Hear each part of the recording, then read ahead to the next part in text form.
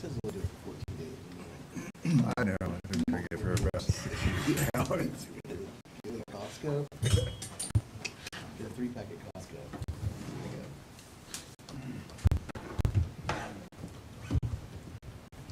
We ready to go? Okay. I don't have my normal packet, but we also have a reduced agenda, so I'll just wing the but it's fine. Welcome to the November meeting of the Charlottesville Board of Architectural Review. We have one item on the regular agenda, and then for that item, we'll allow the applicant to speak for up to 10 minutes, and then we will have the opportunity for questions from the public, either here or online, and then questions from the board, followed by comments from the public and comments from the board. And I just ask everyone speaking tonight to speak clearly into the microphones and state your name clearly so those that are following along can hear and understand us, and that the recording is good for minutes. All right. The first item on the agenda is matters from the public not on the agenda, or any comment on the consent agenda, which tonight is meeting minutes from September and October 2023. And I'm going to invite Eric Antman to come forward. I know there was a question that was bounced around around email, some late notice about brick samples related to the courts project that's not on the agenda tonight, but for that I'll turn it over to Eric. And before we start, I need to recuse myself. Okay. As previous. Get out of here. Thanks, Breck. My name is Eric Antman from DGP Architects here in Charlottesville. We'll be on the regular agenda later for an item concerning the West Court site. This public comment is for a follow-up item for a previous certificate appropriate application for the East site. And there was follow-up, that was about a year ago. There was follow-up requested for a BAR review and approval of the color palette for the exterior materials, which I'm prepared to present to you today. We have a 4-foot by 4-foot square sample panel of the brick put up on site on the west side of the levee building that's facing Park Street at the entrance, near the entrance. So you can see the two bricks near each other in context. And a photo of that was distributed yesterday via Jeff Werner, along with the other sort of secondary materials that are in that palette, including the storefront and bullet-resistant glass framing, painted metal, and the cast stone sample too. So all of those appeared in the photograph. One item which wasn't shown in that is the assembly in the wall, but all of the pieces are there in the proper configuration. So I've got physical samples of those if you want to see, aside from the brick panel, obviously. If you want to see any of those, I have them to share. We also wanted to request consideration of this as follow-up to that previous certificate of appropriateness approval, which requested to see the colors of the material palette. Okay. I understand that probably most of us have seen the email, but only one of us has actually been able to see the sample on site. Sure. The rain today didn't help either. But one question that I had, I wonder if you could speak to, is that the panel for the brick, the regular brick above the water table, yes, appears to be a single color brick. Correct. In the photos, and in the renderings, it seemed to have more modeling. And I'm just wondering if you could explain just sort of your rationale and how you got to that brick selection. I think it was always intended this way. The specification was always written that way, so I think it's an artifact of the rendering, which is why we do physical samples, so you can actually see in reality what's intended. Mm-hmm. So actually, if you want to, it may help to asked Jeff to include the renderings from last year. If you can, it may help to walk through that, and then the context of where these materials are might make more sense if you're sort of, you might be seeing it for the first time as a new board member also. So that's helpful there. Maybe down one more page. Yeah, there we go. So this is probably a good place to see it. So at the first floor level, you'll see there's a cast stone string course that separates a rusticated base below from the first floor wall level above. So that section there, minus the cast stone, but the brick below and the water table and the wall, the face brick above is what you see in that sample without the cast stone built into the wall. Then we have storefront on this side of the elevation. Around on the entrance side, it changes to curtain wall around the entrance. And then up above at the cornice line, there's a gray band. That's GFRC, which is similar to the cast stone. That's a lighter weight cast stone. And then at the very top of the parapet wall, there's wall cap flashing, which is painted metal. And then back to the front elevation, that is also painted metal, the portico assembly here that you see. And all of the metal infill panels at the fenestration of the entrance wall, that's all pre-finished, so not painted in the field. So does that help everybody orient? If we go back to the photograph, that maybe I could point out the individual pieces and what you're seeing. The brick panel with the samples above. Yep. Last page, please. There we go. So obviously the brick down below, then the first piece is the cast stone product. The next color chip is a Sherwin-Williams color. So any of the metal work, like that cap flashing that gets painted, is that color. And then the next two pieces are the pre-finished colors that are applied to the curtain wall and the storefront. So those three, although they're different finishes, they're all coordinated to be the same gray.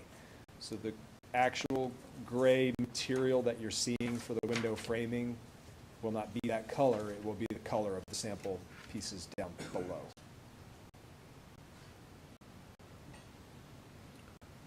Are there any other questions for the board, from the board about the mock-ups or the material selections?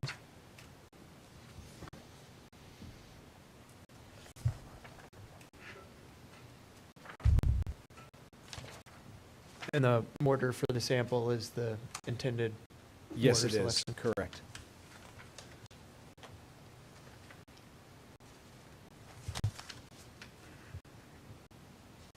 So what we were trying for, when you see the photograph of the levee building, that the colors of the brick are in this sort of red-brown range and less orangey salmon. Both of those are used all over Charlottesville. But so we wanted the colors to be complementary, but not mimicking the levee building. They look a little more orange and salmon in this view, but when you see it up next to the levee building, you can see how they're complementary. So if there are no other questions, what I might ask of our board is just a straw poll. If anyone, I know this was very late breaking and probably all of us would like to see these in person. Does anyone feel that they can approve this evening, or do you need to go see it in person?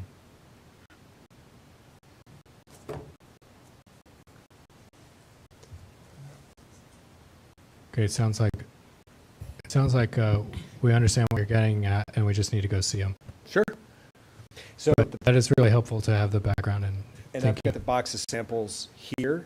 I don't know if you want me to leave that with Jeff or somebody else. I can't really leave them on the sample because they're Yeah, sure. loose and they'll disappear on a construction site. But this is set up so that if you go to the photo where you can see the levee building in the background, One slope, you were just there a second ago, the other. Yeah, so here. You can see that from the street looking through. Yes. We've taken the blue screen off the fence. So you can Okay. see it without having to go into the the project site. Okay. Would encourage you not to do that without personal protection equipment, you know, helmet, Can't. vest, the works, but you can see it from through the fence. I'd like to, since you brought them, I'd like Sure. to see the samples. What is interesting about the photos is that the gray in one photo looks very blue, which we had a prolonged conversation about, I think, when we approved the certificate of appropriateness. And then your other photo makes it look gray, so I'm just curious.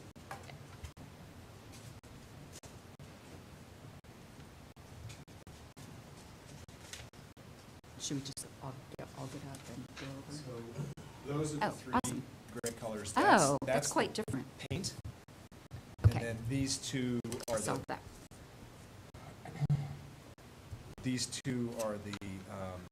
colors for the storefront and then the bullet resistance window. okay. Wow, this is an entirely different color than both of the Yeah. photos, I think. And I'll just bring up one stick of this instead of a whole Yeah. assembly. So that's kind of Oh, all intended to awesome. go together. Oh. But again, this is, you know, that color. Yeah. Anybody else? Should I pass these around? Show and tell?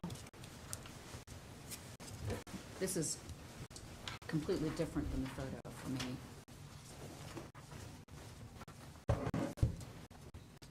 And the way the brick appears in this photo is more accurate to its actual color. It's redder here. In the other picture where it's in the parking lot, the lighting was different and it really looks salmon. So, you know, the best judge is to see it with the levee building in the background to see how close they are.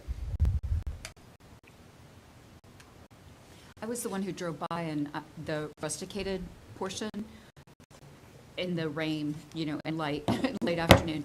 Looks almost like the historic low wall at the Yeah. front of the levee building. It was a great match. Yeah. And I know this is for a building that's going to be tucked behind, but it, you know, it was interesting that purposefully or not, we're pretty darn close. Yeah, and the other thing to remember too is that piece of cast stone will be a band between the two kinds of brick.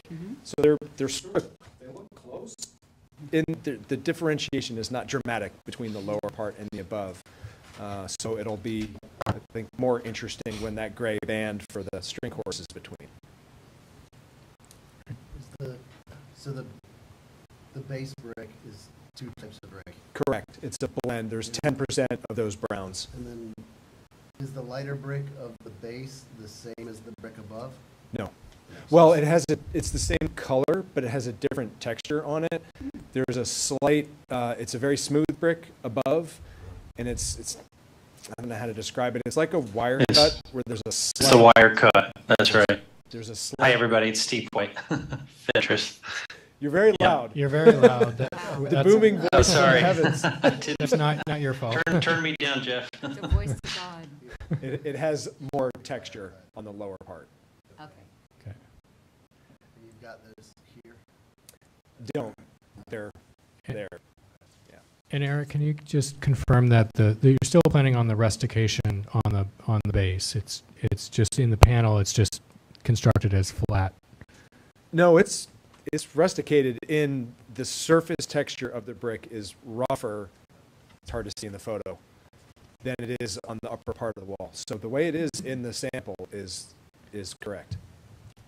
But I think just as a Oh, point the of joining, clarification, there is, yeah, that there's, they're protruding or cantilevered out bricks in courses. So yes, there's that rustication banding that's occurring in the detail, but it's not in the sample panel. Correct. Thank you for clarifying. Okay. It's also Norman brick and not a regular brick, so it's longer. And it has a 1/3 coursing as opposed to a normal brick size. Amazing. Well, I for one feel really good about the direction, and I feel like I know that many will want to go see it in person, but I feel like Yeah.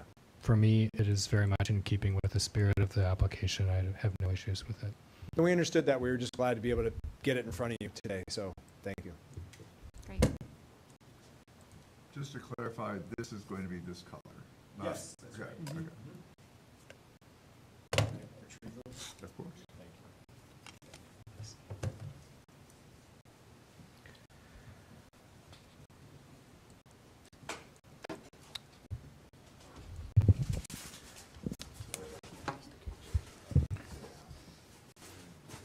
That was, yeah. Okay, so the next item on our agenda is the consent agenda, which includes the meeting minutes from September 23 and October 23. One correction. It's on page 8. I think, page 8, I think of the September minutes. And it's regarding the sconce lights on the front of the 1938 edition. I think the mic picked me up saying Scott's lights. It should be sconce lights. Okay, duly noted. Any other further commentary? Mr. Baroldi, you're free to vote on the consent agenda if you like. He's enjoying Uh, his newfound Yeah. perspective. They have comfier chairs out there. Move Do I have a motion? Move to approve the consent agenda with the revision noted. Second? Second? All right, all in favor? Any opposed? Abstentions? All right, thank you. All right, the next item on our agenda is the 410 East High Street Courthouse Building South Entrance alterations. We'll invite Jeff or Jeff, want to have an introduction? And Molly, okay. So this is, that's why Roger's sitting back there. You don't want to get back and forth, back and forth. This is a COA request for the alterations at the south entrance to the 1930s office building at the Albemarle County Courthouse. You all reviewed, excuse me, in September, a series of alterations, rehabilitations to the building and some repairs to the original courthouse building, including the Sally Port on the north side.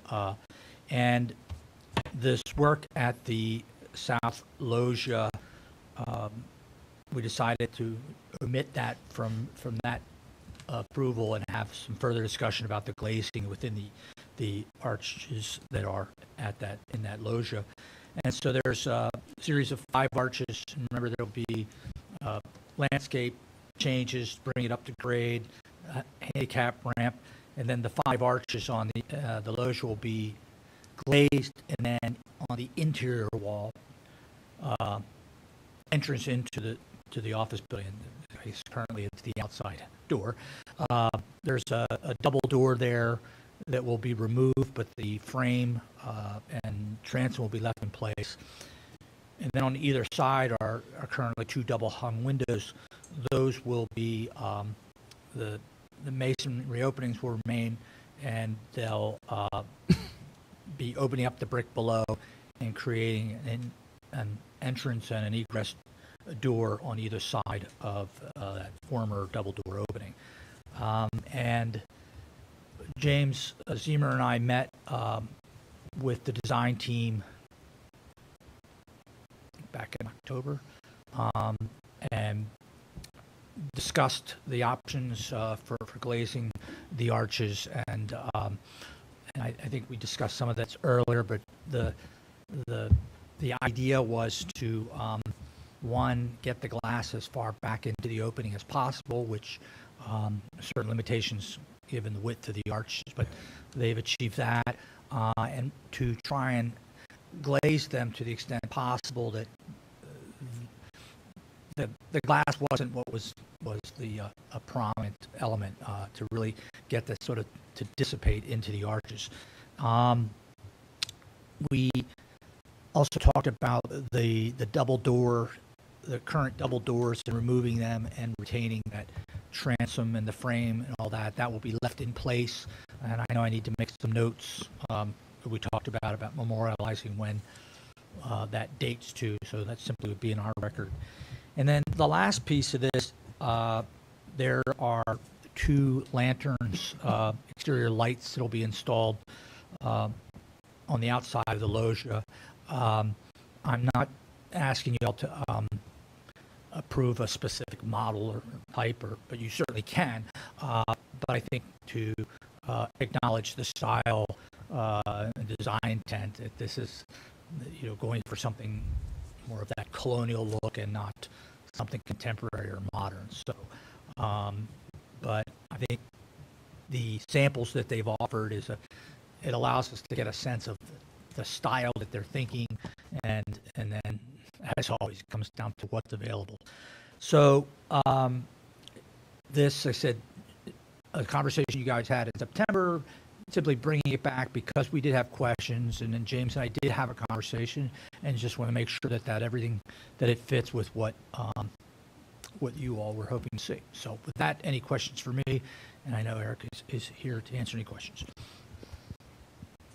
Oh, Nope. let me just ask, Carl Schwartz asked me to raise a question about the paint color on, if the courthouse and the office building, the white paint. He commented that there had been a sort of less stark white, and asked me to ask you all to, if, get clarification, or if we have a preference, or if it isn't an issue. But I think you mentioned that in September as well, so. It's okay, he's not here. But, Well, Eric, is there anything you'd like to add to the presentation, or if you could maybe clarify the paint question? less dark, yes. Sure, so Yeah. that did come up in the last review, and that's really easy to comply. So when that renovation work was done, maintenance work, really, there was actually a BAR, Certificate of Appropriateness, that has the color numbers in them. Right. Yes. That was previously approved as a match to what was there before it was painted badly again later. Yes. So we can do that. no Yeah, problem. and we've already approved that. Yeah. Yes, Yeah, exactly. and So I think- that's- so I'm not sure what Carl's question was. I think he Right. just wanted to make sure that that was being done. Okay. It is. Yes. So we're good. That's my recollection. The only thing I also wanted to offer, I can take you through the drawings really quickly too, but I did bring a sample. So that's the aluminum storefront color. That's also the color of the Sallyport coiling door as well, which was a question previously, and we said dark bronze. So now you have a sample to go with the previous comment. Do you want to do a quick flip through the drawings, Jeff? Could we, please? We can just get to the sketch drawings, basically. We can keep going. That was all previously approved up until, okay, here we go. So, new concept. Previously, we had divided lights, many small little window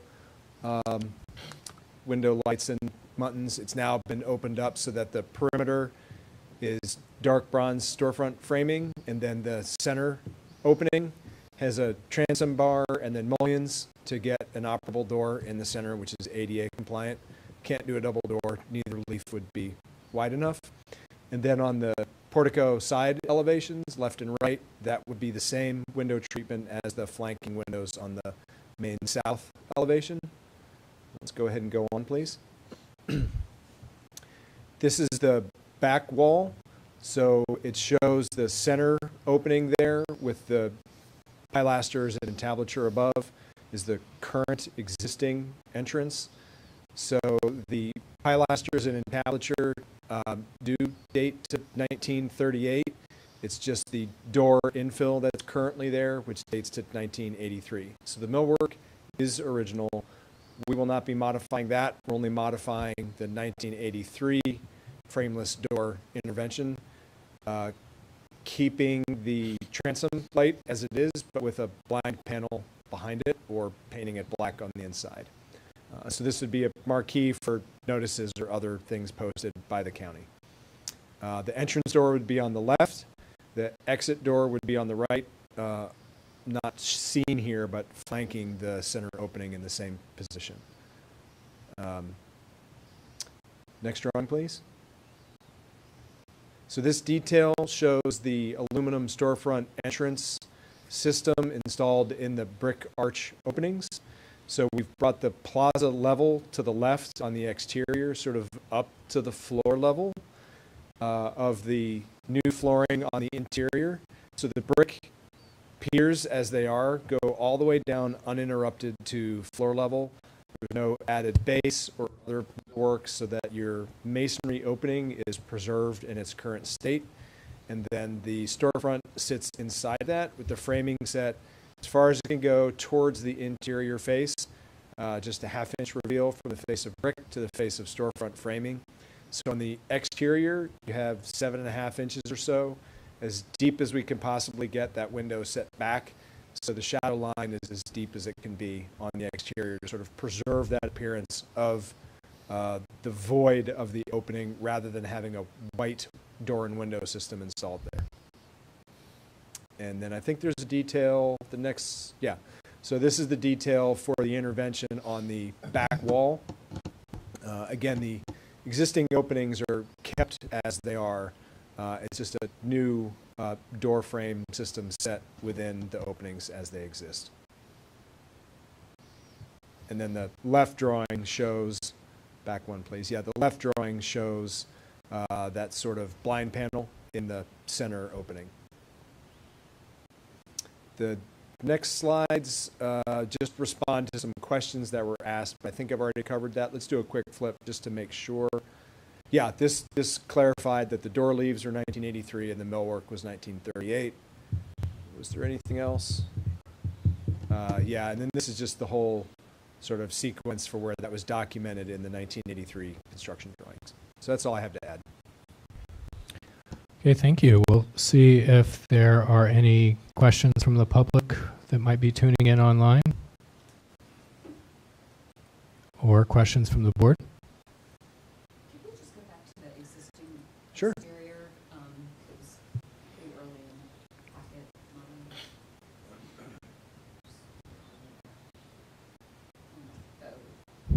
Go for the photograph. What, two more? Yeah. There you go. Yep.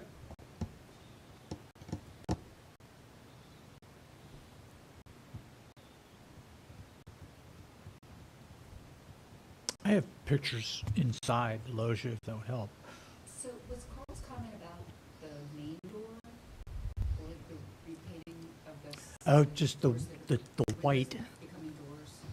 No, the white, and I think the photo on the left might, or I'm sorry, on the right, the stark white, the kind of bright white, and I just meant, why would he insert that into tonight's conversation? Because it must be something in this. The previous certificate of appropriateness application had these arched openings infilled with white doors and windows. Right. And it brought the facade forward inappropriately instead of preserving the sort of deep porch appearance that it has now. And what we're proposing today more sort of keeps that historic aesthetic. it was a sidebar kind of thing. We said, oh, by the way, I know, they had painted it, and I don't remember exactly when he said, but can we go back to the color that was less stark than the white they have now? And I said, I raised it. I did ask Eric, but I told Carl I would ask it at the meeting, and we could simply reiterate what we discussed. So. And it would match the rest of the project. So. The whole, Yeah. all the buildings, 1938, 1983, all the intermediate additions, there's a full repainting being done as part of this work. So it'll all match. We're going to do one color. So for all of the frames that are part of this project, they all get the dark bronze? No. That's just in the arcade. But so I understand 5 arches Correct. that are the exterior get the dark bronze. The doors that are the new doors on what's now the exterior wall, are those in dark bronze? No, they'll all be white. Those are white. Okay. As the windows are now, the windows are removed, and the brick is cut out below the sill, and those become doors, but the scheme remains white on that back wall. White frames on Correct. what will be the interior door. Yes. But not Starboard. but not stark white. Other questions from the board?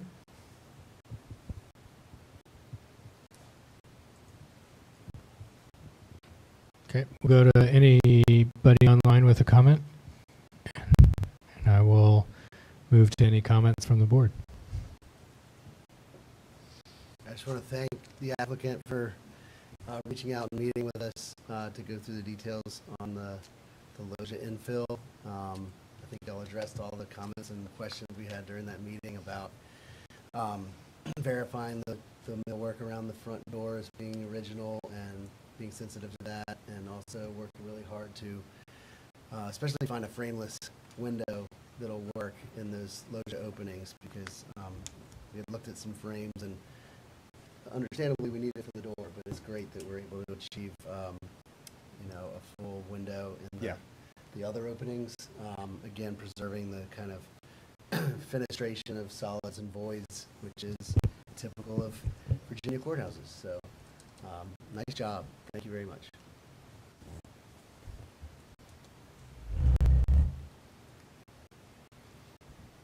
Yeah, I agree, and I want to also thank Mr. Zemer for teaching us a little bit about Virginia courthouses in the process. I think the project was improved through this back and forth. I had so to do a thank you. field trip to Poplar Forest this past weekend just to verify what Mr. Doomer said about the loggia there. Good. Are there any comments on the lighting direction?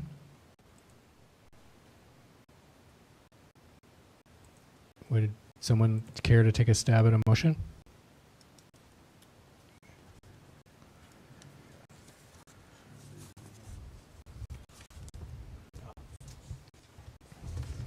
I guess I have one comment before we get to a motion.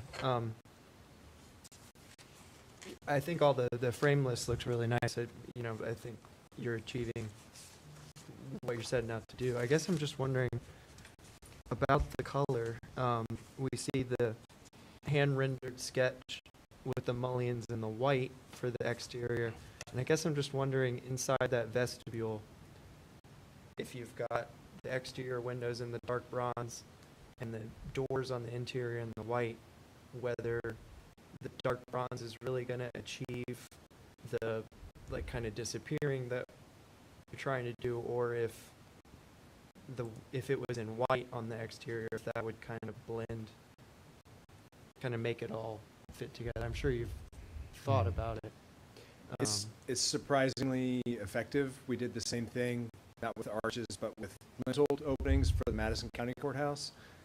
It's surprisingly effective as a darker color that drops back into shadow line.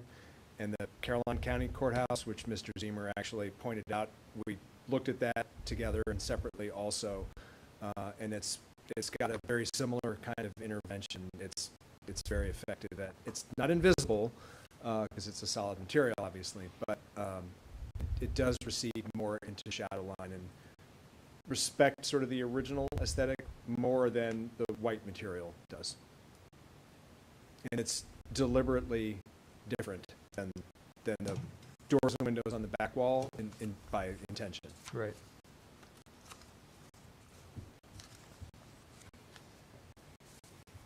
Good. Yeah. Ready to go. I can make a motion. Please do. Having considered the standards set forth within the city code, including the ADC district design guidelines, I move the proposed alterations to the south entrance of the 1938, I think, office building at the Albemarle County Courthouse satisfy the BAR's criteria and are compatible with the North Downtown ADC district, and that the BAR approves the application as submitted. Second. All right. We'll call the vote. Mr. Whitney? Aye. Ms. Lewis? Aye. Mr. Burrow? He's not recused. Mr. Badke? Aye. Mr. Zemer? Aye. Mr. Bailey? Aye. And I vote aye as well. Great, thank you. Motion passes. Thank you. Thank you very much.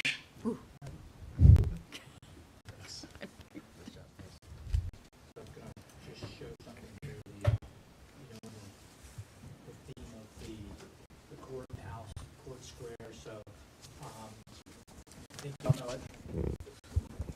A couple of weeks ago, we did the GPR at McKee Block, and,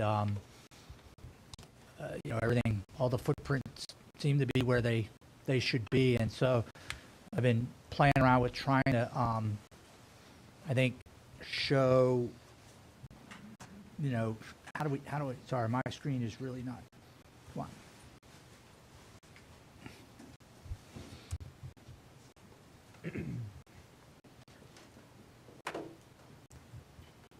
So the idea being, if you were at Court Square, originally we know the one-story frame building was there. We know on the other side of Park Street was the Swan Tavern. They say it's two-story. I don't know if it was, we have to figure out whether, 2 stories with dormers or 2 stories all the way up. Then there was, we know there was a 16-foot by 16-foot stone jail built near the original courthouse.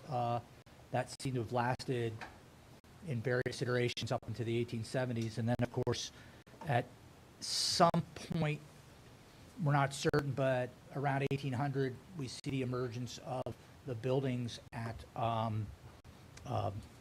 McKee Block. And this sort of shows, just again, trying to illustrate what we think was where, and by this time in 1803, the old frame courthouse has been replaced by the 2-story brick courthouse, which is the north end of the courthouse as it stands there today. So, just trying to, tinker around and, what I've said before about Swan Tavern, but just try to render visible what it looked like up there. And it's, I don't know, it's kind of interesting how compact and small it was, but there you go. There's downtown Charlottesville in the early 1800s, but just no 1930s office building in there yet. But I'll draw that in the next sketch.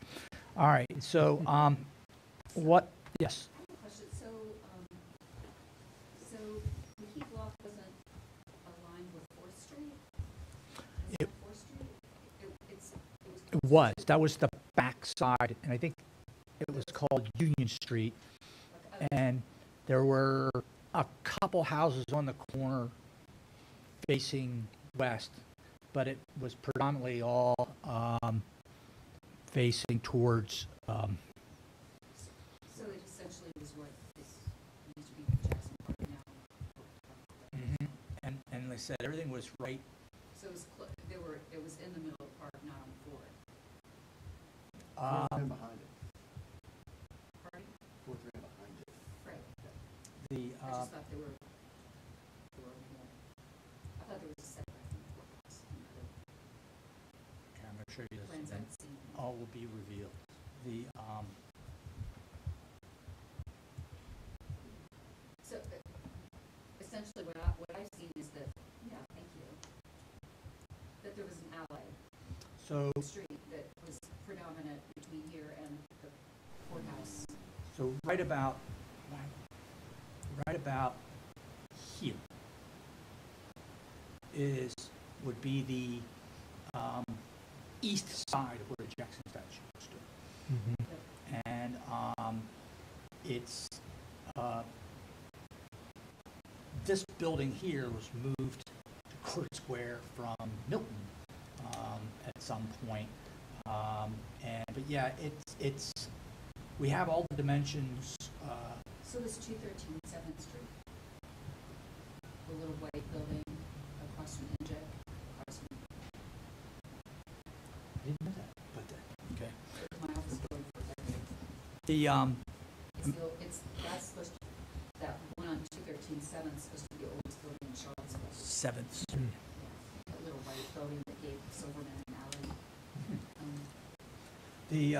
And we know the church up there on 10th and Green moved from Fluvanna. So yeah, it's just interesting. So, but it's a very slender block. It's I think like 220 feet north-south and only about 80, 90 feet east-west. But the back side of these buildings would be where 4th Street is now. So, more to come on that, so it'll be interesting. The next thing I wanted to spend some time with, and I probably best to spin your chairs around if you all want to come to the other side of the table, or however you want to do it. I don't want to keep anybody late, but I think it'd be helpful to have a conversation about the guidelines.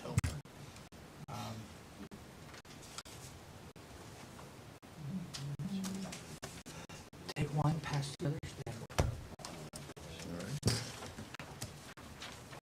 I guess the news. We covered the news. I think that's the first time I've ever seen precedent. Yeah. They're We're really riveted by the color of the brick. Pretty shocking. Yeah, I've had meetings, HRC meetings, where they'll ask me during the meeting, can we get a quote from you? What's the oldest building in Charlottesville? I was told 213 7th Street. It's right across from SNL, whatever it's called now. S&D. 213 7th Street. Yeah, it's The- a little white building in back of the old McKee. Yeah. There you go. Oh. That was moved to Milton in 1840. From Milton in 1840, So, which means like one wall in front of another. well then, because that other house, that other place was built, Oh, it was. the place on McKee Block was moved. I think the main section Hmm. substantially, you can see it's just, I'm sorry. No, it's because that other building on McKee Block was moved in 1840, so this is one of those where, which one is which? But some of the oldest buildings in town, there's one on Court Square there, Jefferson Street. There's a couple of much, early 1800 buildings, but they're maybe from when Jefferson was alive, there aren't a whole lot. I think I looked at the list once of houses built prior to like 1880, 1890. It's only 100 or so in the city. It's this, and actually some of that will come up with this discussion, or let's see where it goes. So, what? 1846, see? Charles Everett.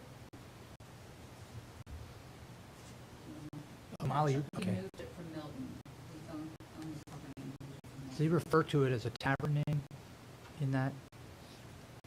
I've never heard that it was a tavern. It could have been. That's kind of a small upstairs.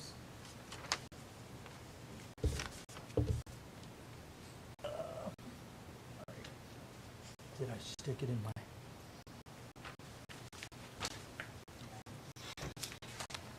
All right, so let's jump into the fray here, and so when you guys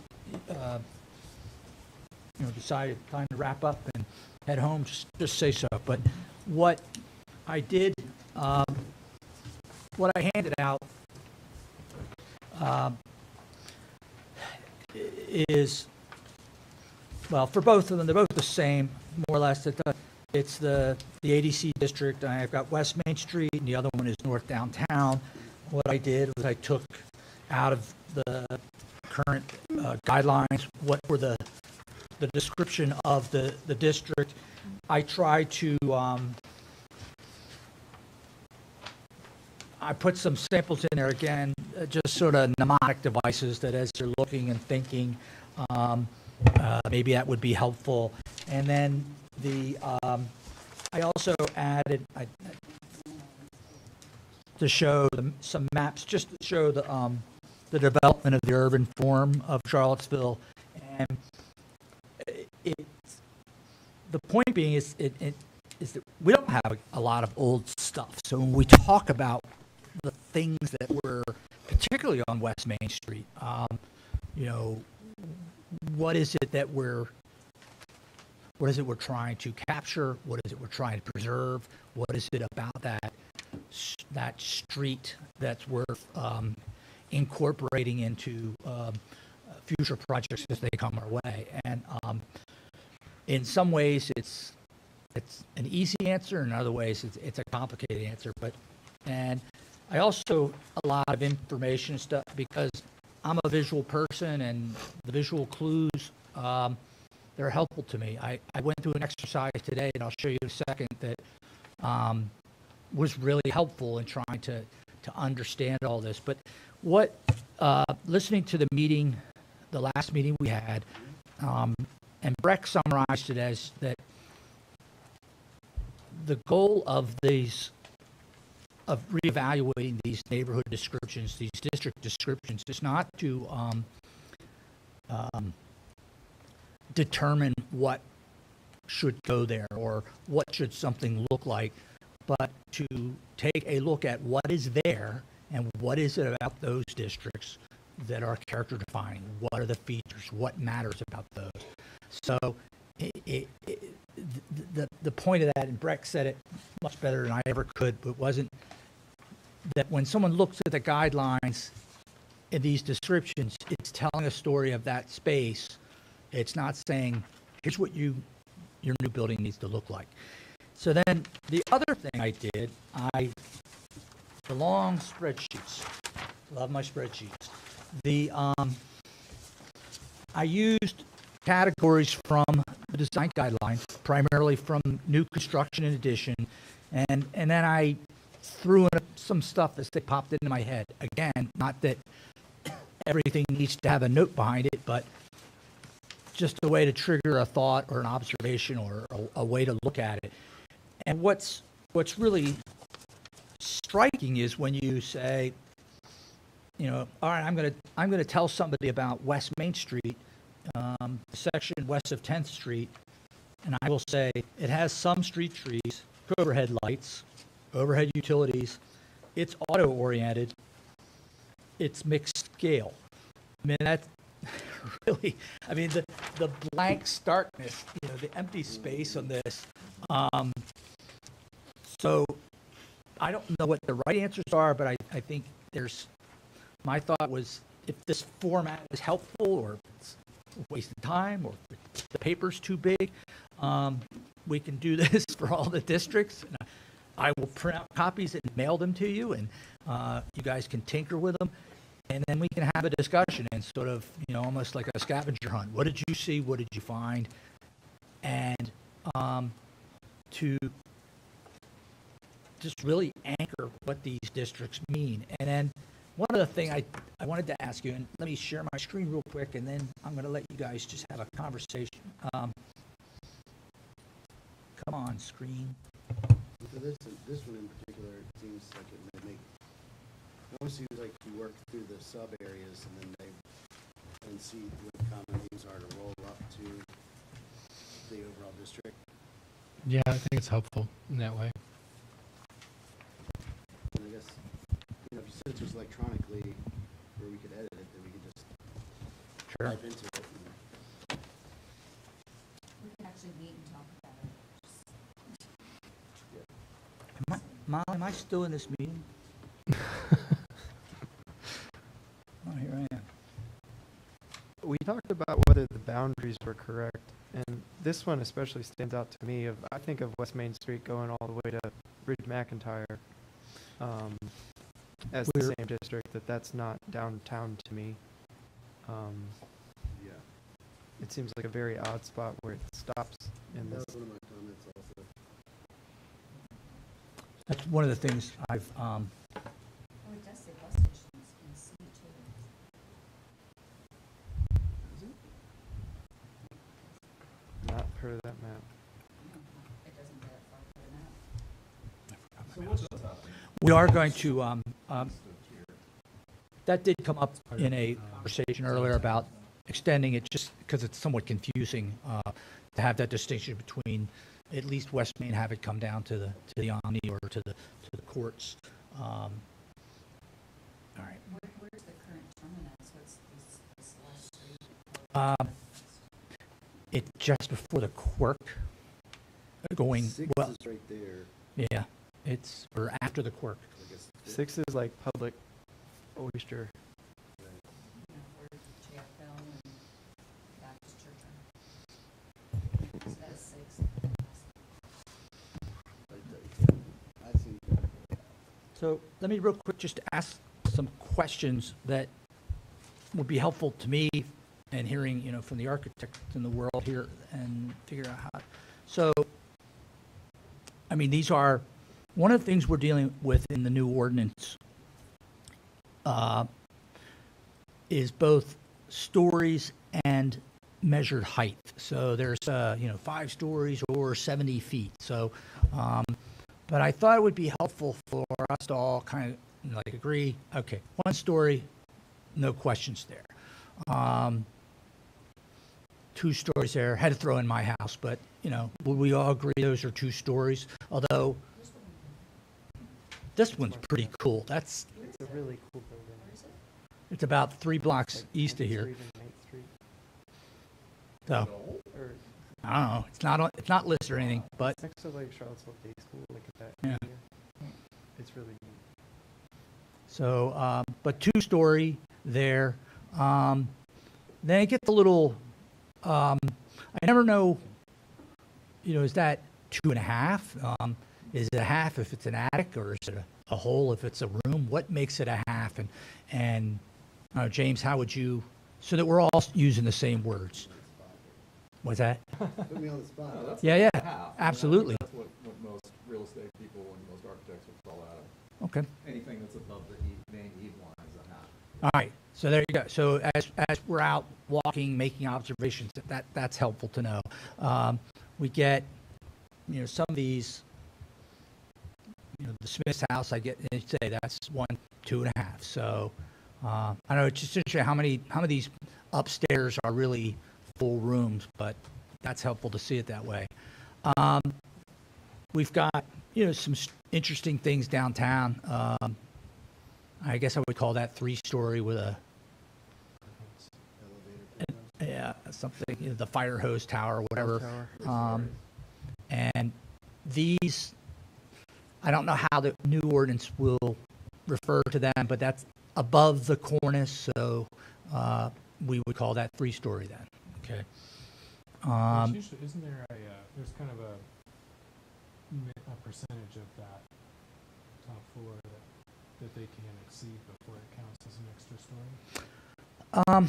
I don't know how inside outside relates in that regard. I'm looking at this more as we go forth with our homework, that we're all kind of talking about the same language. And so, for example, here, this is an interesting one because I'm pretty sure these are just 2 stories. Yeah, and then, but here's one that's 3. So this is where, if you said, oh, most of the buildings on the downtown mall are 2 stories, so it's, make sure we're being clear about that. Jeff, before you Yep. go any further, are you thinking that we are going to kind of Nope. Okay. Nope. do field work? and I will get to that. I will get to measure that. widths and spacing? Yeah, I wanted to get some words cleared up before. And I think, when we talk about verticality, things like that, I know you architects, the design guys, this all is basic stuff, but just kind of for make sure we're all on the same page. Bays is always a little confusing to me, but bays being the 3, here on the right, the 3 openings kind of establish that. The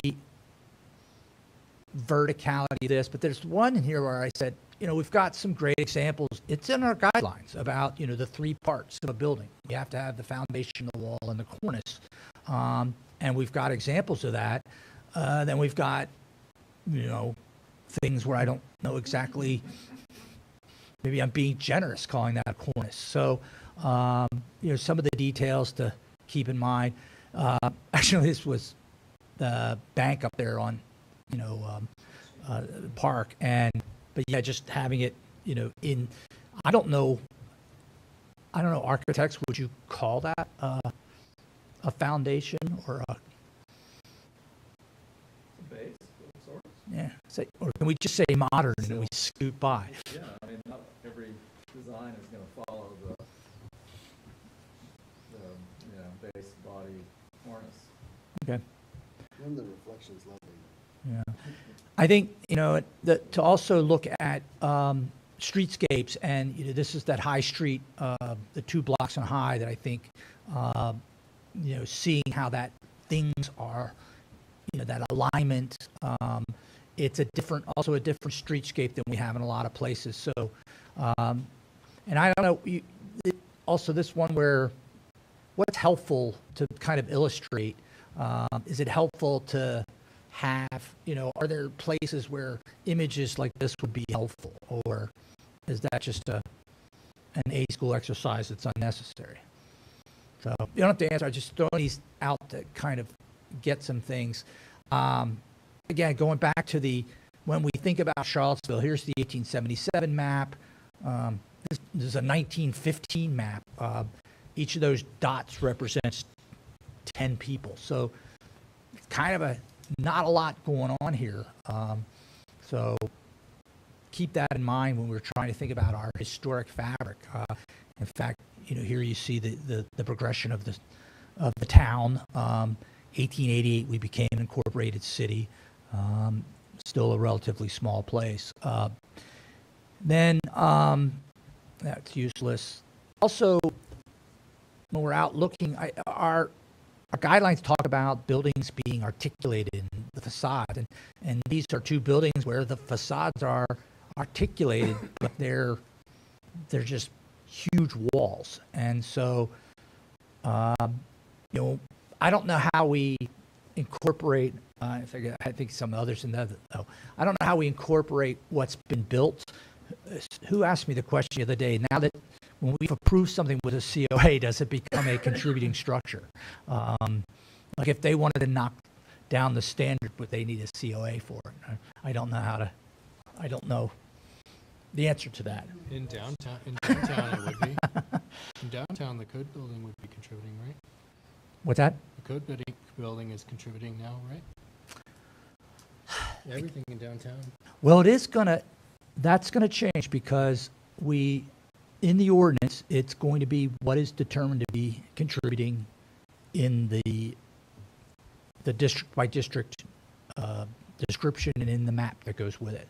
So there's going to be some work to go with that. But so this is also something I had done when you haven't seen this, but this is from a staff report for an entrance corridor project on JPA. And that idea of what is a typical block in Charlottesville, and those are all to scale, but we don't have, we're not Manhattan, we're not Chicago. We have the downtown and these things that occur organically. Belmont maybe is the closest we have to an actual layout on a grid, but so when we think about what we're looking at, also think about spatially what's going on with the streets and the sidewalks and the curbs and gutters, and not necessarily what's going on with the building. Also not forgetting hedges. Get questions all the time about plants and trees. Are there places where the landscape is important? And it's not just because of Breck's influence, but yeah, are there places where we should say, no, this is a defining character? Stone walls, lots of walls, concrete walls, granite curbs. It's amazing how many steps we have in this town, but I guess that's because we're, a town of hills, but, different materials, different steps. We've also got little things we might miss. I mean, I love more and more this Lucky 7 sign. It's iconic. We've certainly learned a lot with the work down there on the sign on 2nd Street. And, we've got a lot of little details that may or may not be important as we're looking at a district. I don't know. Isn't that the clown? Yeah, or the elephant? Yeah, the Babar. Oh, Babar. Sorry. There's also we do have a streetscape section, and there's not a lot we can do. I wish we could get the telephone poles out of the sidewalks, but again, that's a feature when we're walking around and getting just not to just look at the buildings.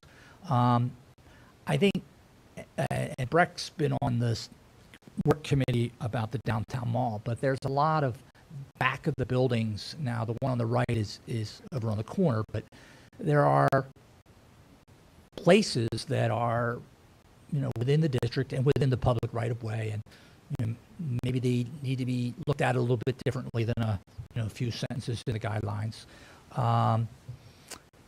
And I added this because going to West Main,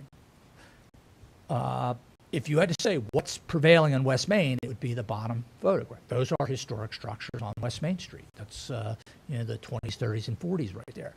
The image above are some of the more recent buildings. Does the architecture, does the more recent architecture, should that be informing our guidelines? Or are those things that happened and followed the guidelines, or do we bring them to the table and say, this is what we have, this is part of the character of West Main? So, I don't know, again, something just to think about, and that came up in my brain today. It's interesting, just some of the rhythmic details that you see that you don't know, but these columns repeat themselves. All right, is that something we want to note? I even thought about windows today. What are all the different kinds of windows? I think we're more and more, going to see where these sort of industrial type windows are important. We've sort of, let those 50s and 60s elements, be an afterthought. Garages and outbuildings. I laugh about this one near Rania. Please knock that one down. It's and what I'm really I became really interested in with COVID and everybody just walk around, but we have some really pristine storefronts in town, and I think that not every one, Chaps has been completely redone, but there's probably some that really should be maintained and preserved. Jenny Keller had offered the idea of going to some of these as samples and saying, can we, how do we keep this one, preserving this one? We recognize it's going to change, but we really have some we want to preserve. So again, the details that kind of going beyond just the architecture that we want to keep in mind. So that was just how I today was kind of thinking about if I were looking at things, and I kept thinking of other things to look at. And that's all I wanted to share that with you, to kind of encourage you. And so, Roger, your question, I just was, I started out by saying if I had to, if I were a consultant and somebody asked me to characterize West Main Street, what would I fill in the blanks on? And that's where this kind of came up with. There are things in here that, and I don't know which one it is. Maybe all right, so the one from North Downtown. Believe it or not, this back page is from the staff report from 03rd Street. I didn't give you all of it. A lot of it was summarized in the staff report, but that's what a lot of times we'll do for a new construction, is to say, all right, well, what's going on? What are what's prevailing in that place, or on that street, or on that block? Molly and I can tinker with these, and we've accumulated things over time. So no, I'm not asking anyone to do that, but I offered, if there are things you'd like to see, if Rick and I were talking about Venable neighborhood the other day, and I had shown him just a sketch of saying, here's a typical block in Venable. It's pretty easy to see what's characteristic about it. What happens if we get a 5-story building stuck in the corner of that? So if there are places you'd like, to know what's the height, what's the width, if there are dimensions, if there's characteristics, we can do some of that math and put it together. But it's really the helpful part from you all would be making these these observations about, you know, the characteristics and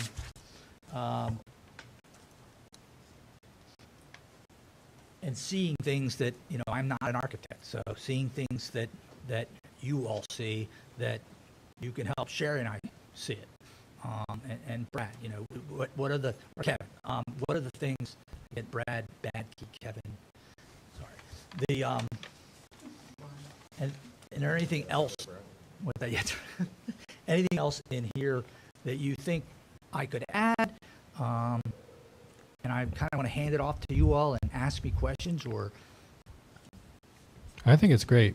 I think it's above and beyond what anything I could have anticipated seeing. I think this would be really helpful for doing this work and make it, actually, I think the compilation of the materials would help our small teams kind of get started with, you know, before going out, and then being a little bit more educated about maybe what things to look for when out. I think it'd be a mistake to not include some field visits to help finish these, but I think this makes it a little bit easier.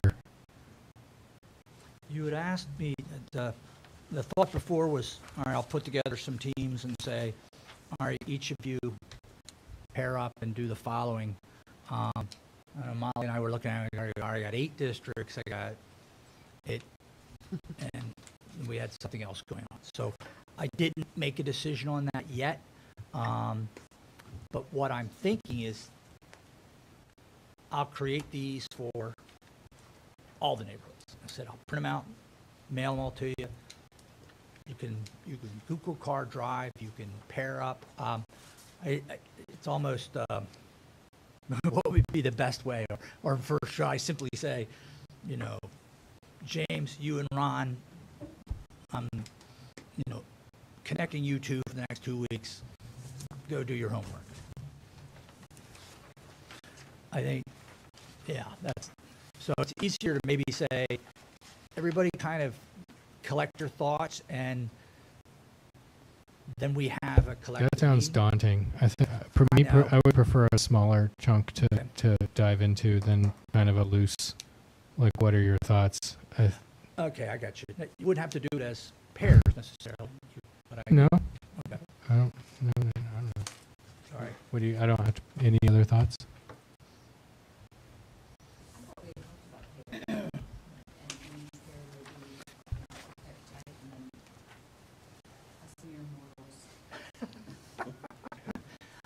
I understand what Brett's saying. Well, what I can do is let's try to, it's like work blended. I don't know, like which one's the right one.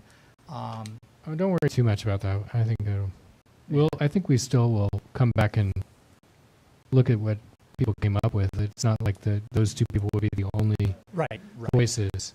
But just to get, like, I think for our board, the better clarity about the assignment, Mm-hmm. the better chance for actual results.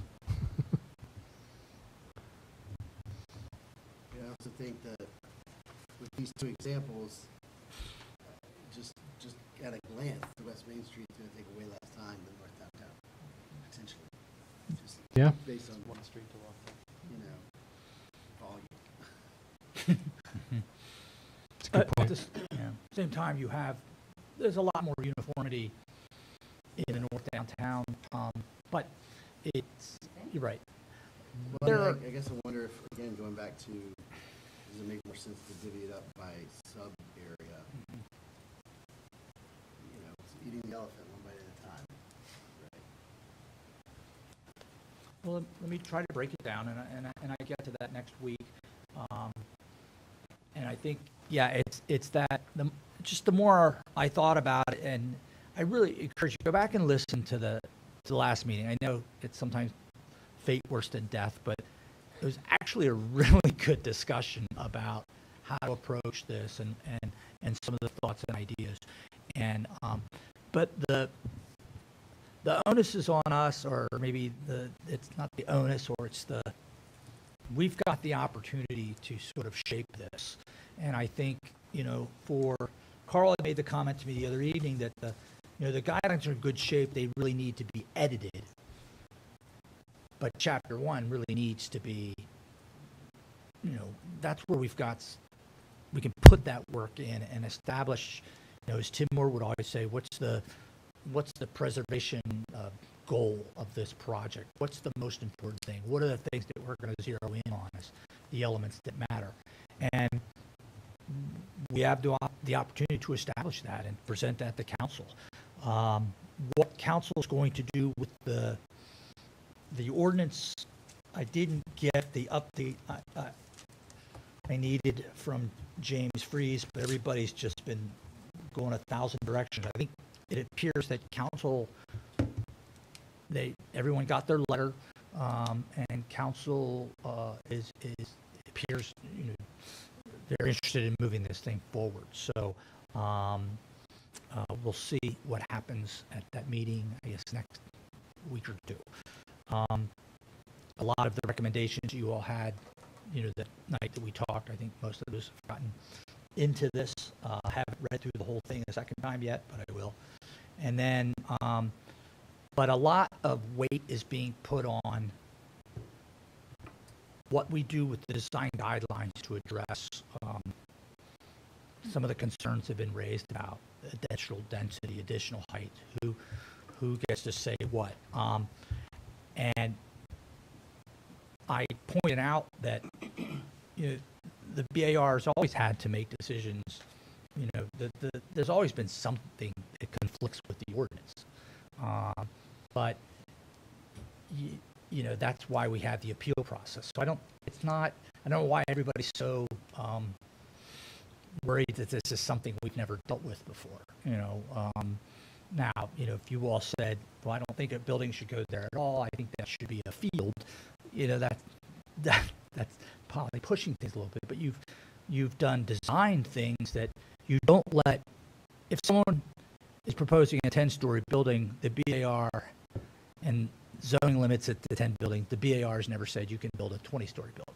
So, anything that there's a hard edge that you can't go beyond. You can't tell someone, forget about the setback, you can go all the way to the street. So those guardrails are in place.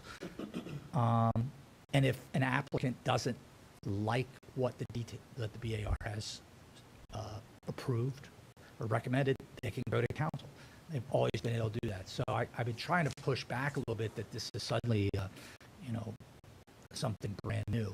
But it will be it will be very helpful to us if when things come in on West Main or Ridge Street or High Street, and we have something a lot better than, there are large lots and stone walls, that's a lot better for us to lean on.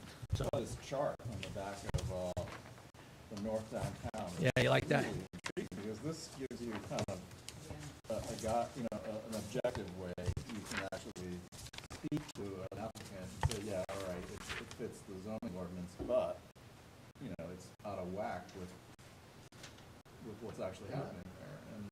And then it's like, I guess, up to the city council if they decide to go past this. But, this gives us something to actually fall back on. Mm-hmm. They did this, did Molly do all this? Yeah, I mean, is this, Easy man. how long, is this like a crazy amount of work to do one street or two streets? You get into a rhythm. Yeah. And the Google guy, I'm just buzzing around, and I accumulate, but this was done when we had 03rd Street. So, and as I accumulate this stuff, I have it. Now I realize the color might change, but it is helpful. Now, 03rd Street was a unique project. There was a lot of public comment about it, and I said, all right, I'm gonna look at everything. So, the house, It's The new house. Parkway at Third. Oh, got it, okay. Right. yeah. So I just said, all right, let's see what's going on. But I know what I learned in that exercise was really interesting. How many houses have steps from the sidewalk and then steps up to a porch. It really, I mean, I know it, once you see it, you're like, you know, how did I not, why is that a surprise? But it's one of those elements that you go, well, that matters. So, but yeah, I don't mind doing this. It's not, and Molly's getting it in GIS where a lot of this data we can start pulling it out easily, but I don't know I think I tried to do one for West Main. It was like, Range is too big. Right, yeah. I don't know what to call it. Yeah, maybe it doesn't apply everywhere. But super useful when you're thinking about like setbacks, for example. Yeah, it's very good, yeah. And I said I included the historic maps. Because, you know, we don't, I don't know, I just hear all the time, the historic fabric of Charlottesville. And it's like, what exactly do you mean by that? I mean, the historic fabric on West Main would include Mel's Diner. And so, you know, we should embrace that. Very cool. Thank you. So I'm We'll- going to go put the we'll list together and Stand if you- at attention. Yeah, and I'll circulate it. We'll tell Carl he really missed out.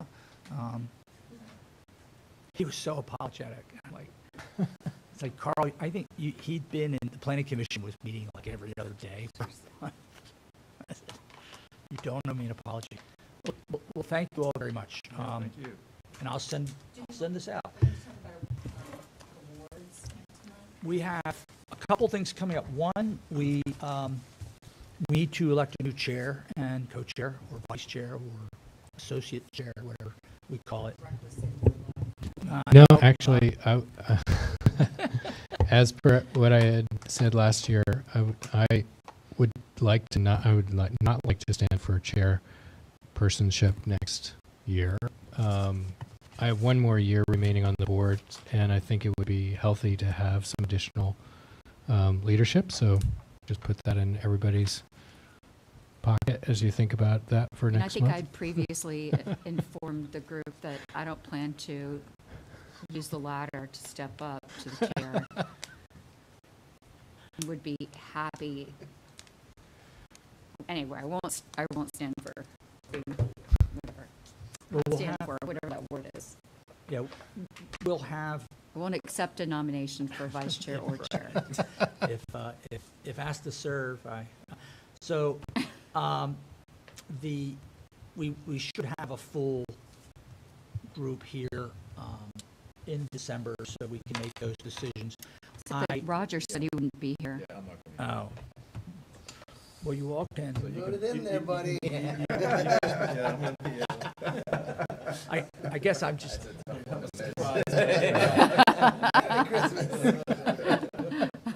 Happy holidays. You've been elected chair. oh, and I did send to 4 of you today, make sure you get the reapplications in, because council will be considering those appointments, and, so, if Who's you up haven't. for whatever? Mhm. Oh my gosh. We can't lose you guys. Is Well, everybody- already sent mine in. I already Good. sent mine in. Beautiful, beautiful.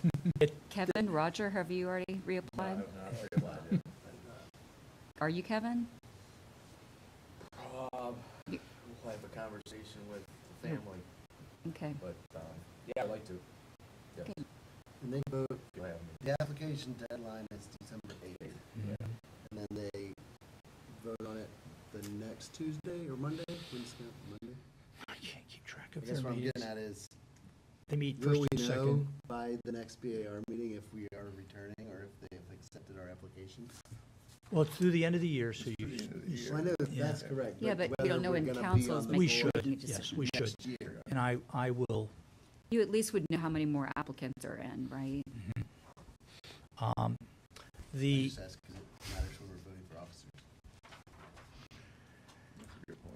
well, I was just gonna say, I don't know, I I think think- Carl would be interested if possibly In what?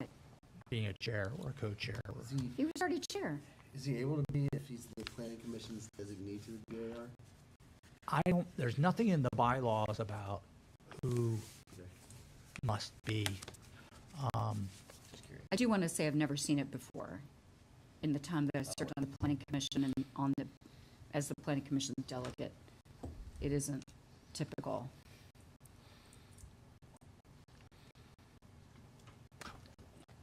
What's your pleasure? The opportunity is to vote tonight. The opportunity is to delay forever and essentially keep. Oh, I didn't know Marcus I didn't know, in I wasn't action. trying to force a vote tonight. I just wanted to know. Yeah, I think we should vote in December. Yeah. Okay. The other, And I brought up the awards too. I thought of one other, and I can email it to everybody. yeah, I was like, I was going to put the list up there on the, I don't know, that's not, we Right. shouldn't. And so I didn't know. But you did have a list that you developed at the last meeting, right? And then, And I just have one that I'd throw into the mix. I don't know much about the project, but it was nicely done. It wasn't, Go ahead. it's 201 East High Street. It used to be Stedman House. yes. Lovely. Oh, yeah. Yeah, and Really they redid the porch. They had structural issues. The gable has been restored or whatever. They went to, Right. they recreated those Corinthian Yep. capitals. And I don't have a extraordinary. before picture, Do but I? I just know, having passed it. It's in our BAR guidelines. Yeah. I added it to my to the list. Okay. I added it to the list. I mean, anyway, Which and is really apparently funny. it's for rent as a residence. It They've is. converted it back Nope, to, please, no more lawyers. no more lawyers on High Street. There are not that many, actually. They've gone to the hinterlands. The other one, Anyway, I just thought that was a cool one. And it was apparent, I don't know, they've been working on it for so long, but now it finally It's seems like finally it's done, done. yeah. So, anyway. The back Good. courtyard is absolutely gorgeous. Ooh, Oh, cool. You know, the Cork went through this process too, right? The hotel? yeah, I believe the I- court Yeah. received an award, yeah. Oh, it already Yeah. did. It kept those two buildings and, yeah, it was very successful. You know, the other one I noticed the other day, across the street, the pavilion there at the old Tin Whistle, it's just, that place has always got activity. I mean, really just made such great, I don't know if that's architectural, but it certainly made use of that space. what's the tin whistle? Sorry. Tonic. It's Yeah. now tonic. The Mickey Oh, thank building. you. Okay. That was my secret code word to not say tonic. But there is a fountain that appeared there, but that, you know, that's an interesting design. Is That is it fenced off? the fountain. Ouch, too soon, Does it have too orange soon. barricades? Orange barricades around? Ow, it hurts. I'd like to make a suggestion for people to think about. I think the awards would be an appropriate place to recognize Preservation Piedmont's contributions to reviewing the planning process and making, I don't know, we don't really have a set name for all the different awards. I know you guys gave some examples of the ones we've given in the past, but we have some latitude to figure out what that would be. I would say it would be really appropriate maybe to consider that for the Preston A. Coiner Preservation Award, and he was also active in Preservation Piedmont. Hmm. My Yeah, they've friend been, Preston. the letters and then Mary Joy's detailed analysis of things have been extremely helpful. So I would concur with that completely. The other thing I just wanted to mention, Oh, can I say one more thing about yeah. the awards? I think having some history, Joan Fenn and I sort of came up with the awards. Having some history with it, I think these categories are not at all binding. Like, we could make up an award or, you know, Yeah. say something and we want to recognize them for whatever. It doesn't have to fit into these categories. In fact, I just looked at the Preston Corner Award, and it's for an individual, which Preservation Piedmont's not. So, you know, I don't think there's anything strict about these, and certainly we can just Right. recognize someone without even saying this is the historic award. I know the last one we did, apparently several people never even got their certificate suitable for framing. So I don't know. But yes, the award is nice. And Anyway, sorry, I just wanted. no, I think I think it's nice when we do it. You know, I don't mind, you know, not having a discussion on. I mean, mean, we're not taking an action at the BAR, and I think it would be difficult for someone to see, 15 projects as options, and then, they don't get picked. I don't know. So if we can come to and there's not a deadline we do it either. We can have the conversation. Thanks, Molly. Thanks, Molly. In December, or we have it in January, it's fine. We can take care of that. One other update that I don't think I had shared with you all, about the city is changing over the lighting in its public lights. So this is really something, I'll credit Tim Moore with, pounding and pounding and pounding on us about lighting. And we had something that got added to the comprehensive plan about an overall lighting strategy, lighting plan for the city. The folks in Public Works were, as part of sort of energy reduction, were working with Dominion Power on some pilot program to change over some lights. Apparently, Dominion's really looking to save capacity, so they're willing to. It's very possible that we could see like all of the lights relamped to LED lighting, and so I've been involved in those discussions. So it's one of those where something we were sort of pushing along in our own lane has fortunately spilled over into the city, entirety. And well, that's where I'm pushing hard and saying no higher than 3,000. Mark Schuyler's been saying, well, really, if you go to 2,700, 200, but I think there's also a reality of what's available out there. So there are some where I say, well, we might have to do 4,000 in some places. And ongoing conversation, we'll see. But I said, particularly when it's a light bulb that we're not going to change for the next 10 to 15 years, let's get it right. Let's not just burn up what they've got in the storeroom. So, but yeah, anything will be a significant difference. The interesting part will be, if you have two lights 30 feet apart, or there's three of them, do you need all three now? And maybe just the two on the ends. And so we won't be rearranging lights. We won't be adding. So there's going to be some pushing and pulling. But I'm holding out for 3,000 K. So hopefully. If that's within our guidelines for most historic districts, correct? Where I'm going with that It's a little fuzzy. If so, you don't want something different on the other side of the street, boundary of the district. What are you gonna do?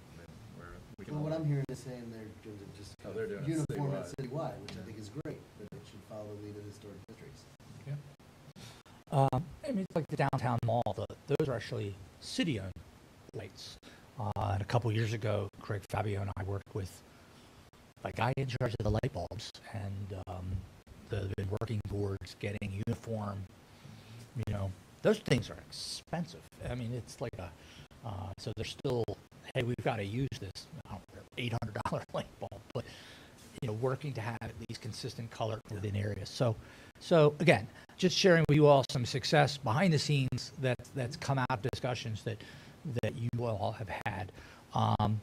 The other thing is that I have not heard yet, but I expected to know that the mall was on the National Register by now. So, although Burley got on the National Register, and they never told me, so hopefully that'll be some good news soon.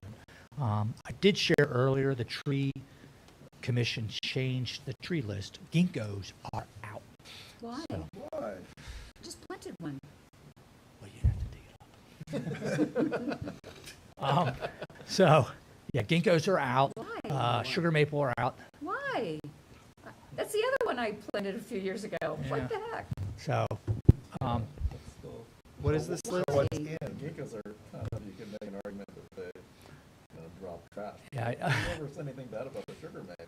Right, maybe it's just the female. Right, they can switch sexes though.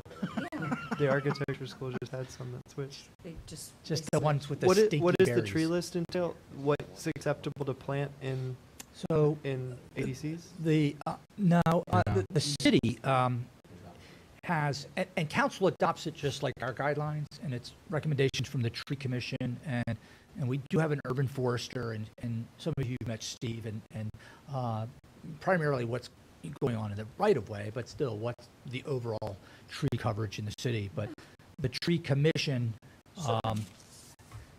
maintains that list, and Yeah, they it's recently primarily for street trees and public right of way and where there are ordinances that refer to as choosing from a specific tree list, like for us, Yeah, it's there's no recommended. law. It's actually not required. No, it's So- not a tree law. And an example that came up in the last 48 hours, over on Wirtland Street, 1301 Wirtland, along that east side of the new building, it's only a 10-foot, see if I still have my thing. Is that under construction, by the way? It's apartment not building? yet. They're, so the, I don't find myself on Wortland very frequently. I want to show you this.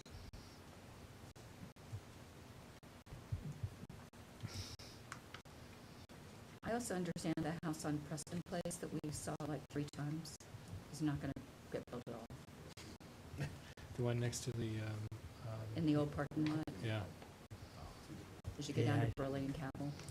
yeah. Yeah, I didn't, Apparently, the people that came before us didn't own the property and they defaulted on their contract. that long, And we saw that 3 times, right? At least. do you mean, not next to the historic house, but It's at on- the it's north on- end? It's where the garages used to be, Oh, yeah. where Huh. it goes down to Burley and Capel, That's interesting. on that infill lot that all the neighbors didn't want developed. Yeah. It was kind of pushing every lot line. They It- weren't owners and they defaulted on their contract. Oh, boy. Spent all that money and all of our time. But it was a good I'll exercise. It was I'll confirm, but It was good team building.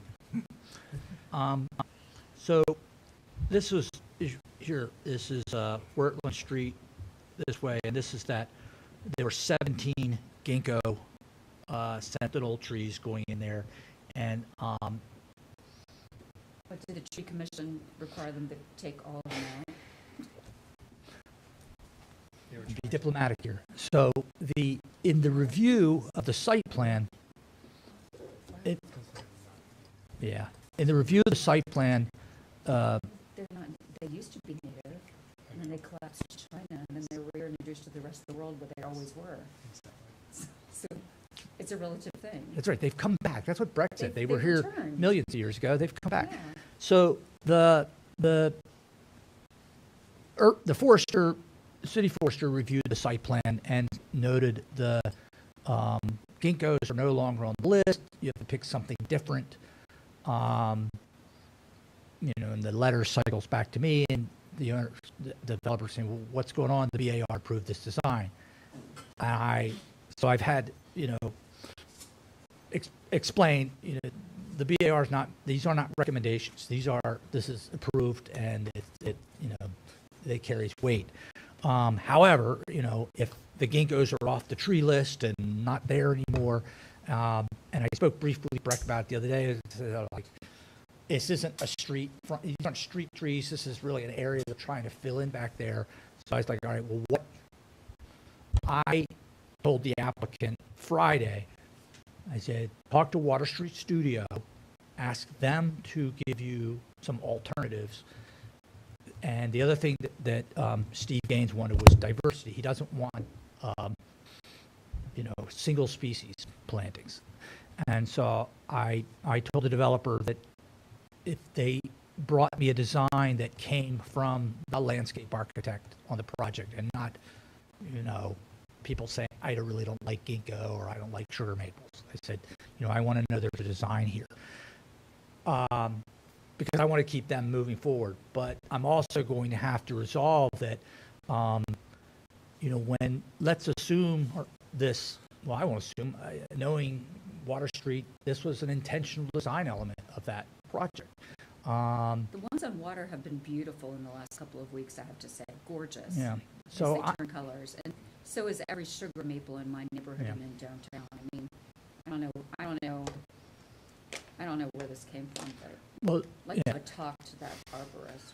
Well, we're gonna, yeah, and so, this is a He colleague. hasn't seen how Yeah. beautiful these trees turn in the fall. But I just have to, be clear, but also make sure, when we, No, he goes on vacation in the fall. when you all approve Zero. something, He you've doesn't approved understand. something, and I the know. landscape, it's just like any other element of the design. Yeah. But, And sometimes we do ask that if either the species isn't clear, or we may say that they can choose one from the Right. city's tree list, but that's not a requirement of our guidelines. We do recommend selection from that list, but they don't require it. Well, the ginkgos were on that list. And they were on it, Now. and they also are reasonable, and usually, there's enough ginkgos in the city that it's not out of the ordinary to plant a ginkgo. there's, I just don't know why if it was approved on the list when the project was approved, I don't know why this is happening now.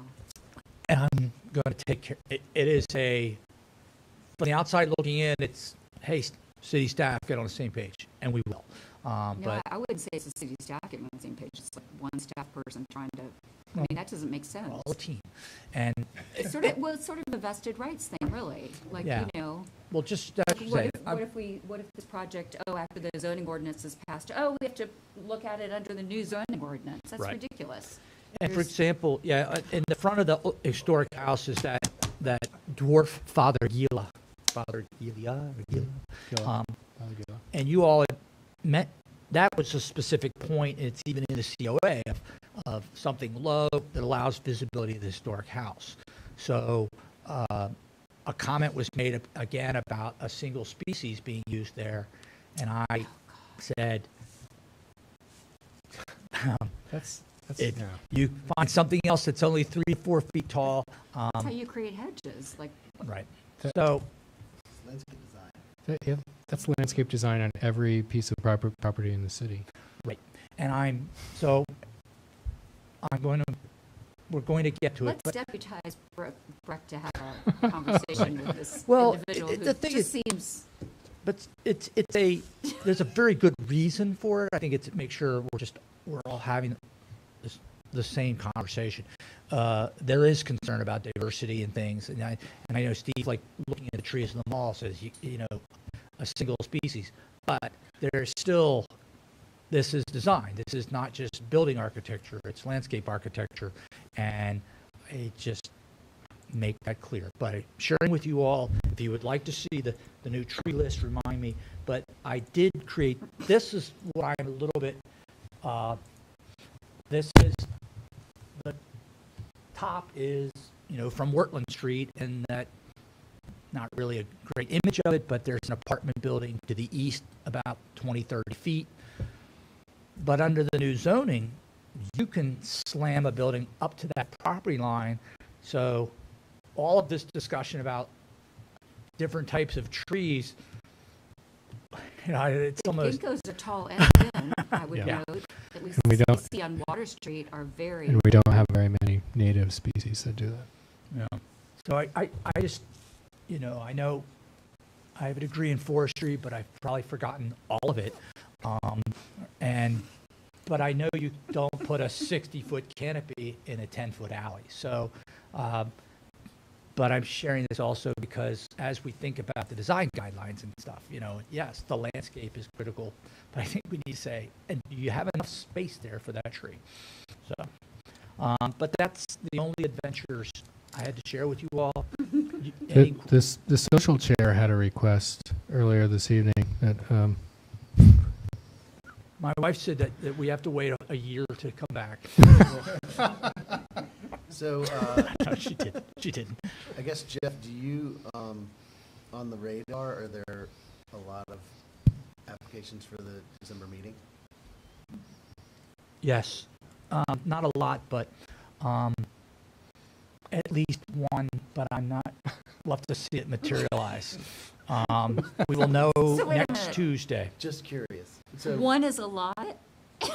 Isn't it anymore? It's like, I'm literally like out asking, hey, I don't want to lose my job. You got anything for the BAR? No, it's, you're giving us homework. The question was, looking at our schedules for a holiday dinner. And if we wanted to try and just piggyback it on the meeting night, or if we wanted to pick another night. Yes. It'd be easiest, probably, we're all already committed on the 19th. So maybe it's, So we moved. stick to our agenda and then Sorry, don't Roger. get into ancillary discussions. Well, that's when We'll we get like the FaceTime you, chairman. Roger. Yeah, you know, it's the Or maybe you Roger's want to FaceTime celebration. us because you'll be somewhere much more exciting. to election party. I think that's fine. I do His know victory one- party. Our holiday party, AKA Roger's victory party. I've gotten some inquiries. There, you could end up having 4 or 5 little things, but I know there's one big one that wants a preliminary discussion. And, Of just preliminary I've always discussion. thought those should be limited by time. No 2-hour preliminary discussions, please. Drives me Well, I think if we bananas. hold a tight agenda, hold a tight schedule, we'll still get through the items on the agenda, and then perhaps, Go to the Fitzroy. right, and or postpone any, Yeah, you know, Kevy. general discussion to the January meeting. Kevy used to know a guy there. my son used to work there. Great experience. All right, so we'll shoot for All right. Tuesday the 19th. Shoot for the 19th. Okay, Anything Yes. else? Hear a motion to adjourn? so moved. Second. All right. All in favor? Safe travels, everyone. Yeah, he,